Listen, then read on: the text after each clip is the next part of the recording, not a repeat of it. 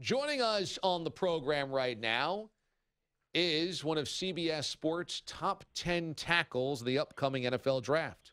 6'5", 322 for TCU, and the Horned Frogs finished 11-3 this season in the Big 12. Joseph Noteboom here on the show. Joseph, good morning.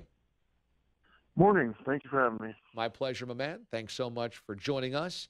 You had your Senior Bowl outing, and now up comes the Combine. Getting some attention here after the Senior Bowl in your season at TCU. Have you felt like you've started to turn some heads in this offseason? Yeah, for sure. My goal for my senior season was to show everybody my potential, my ceiling. And I think at the Senior Bowl, I did a good job at that. Looking forward to the Combine, doing the same thing. You obviously have size and strength, and you are 6'5", 320 plus. Where are you going to weigh in at the Combine? I would expect somewhere between 310 and 312. So you want to get a little bit slighter, a little bit less heavy than you were playing last year for TCU?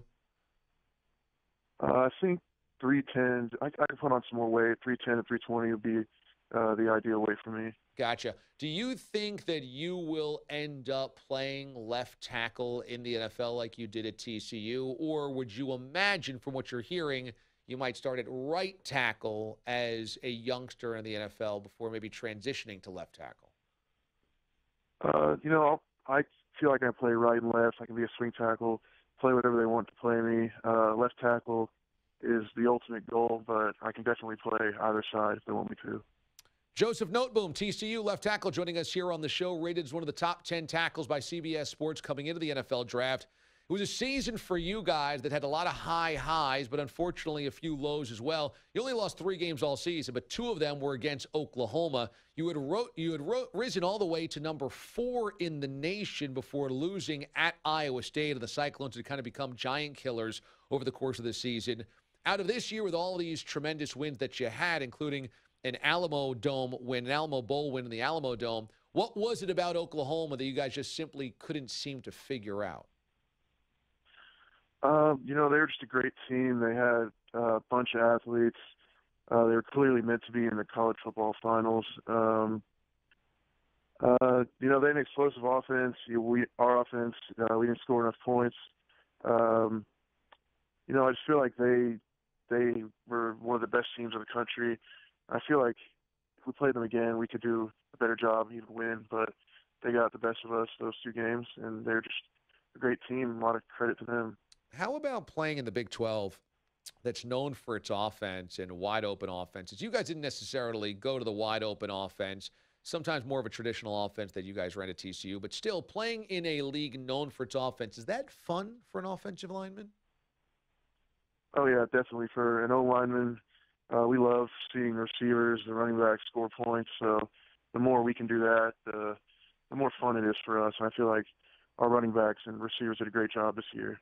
You guys certainly put up a number of points a number of times against SMU 56, against Okie State 44, 43 on Kansas, 45 on Baylor. When the Horned Frogs offense was cooking, you guys really had it cooking. What was the key to the offense kind of going to the next level this year when that happened? I think our team came together a lot in the offseason. We synced really well.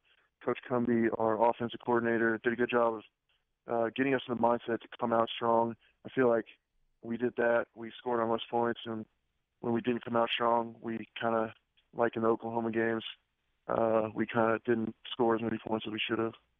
When it comes to projecting into the NFL, sometimes when you come out of a spread offense or a Big 12 league, guys knock you down. They say, well, that's not what the pro-style football is going to be. You won't see that type of offense in the NFL.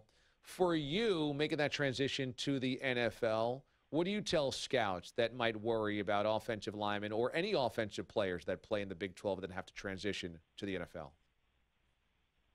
That's the main thing I've been saying. I've been working on the power run game, the pro style, being in the huddle. I feel like I did a good job of that at the Senior Bowl. Didn't have any problems. You just tell the scouts, I'm a coachable player. I can adapt to anything. Don't feel like it'll be a problem at the next level. I seem to do a fine job at the Senior Bowl, so I think that'll help for sure.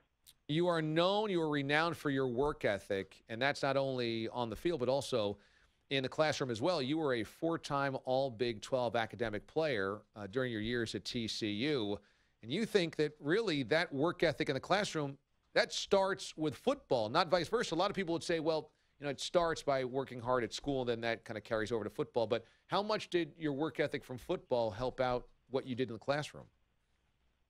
Oh, yeah, sure. I for sure agree with that. From a young age, football coaches are always drilling in your mind work ethic, do everything you can to 100% effort. And, once I was in the classroom, I couldn't help but do anything else. So I think, study habits and stuff like that, I've always wanted to get the best grade I can. So football, I think definitely that's where that came from.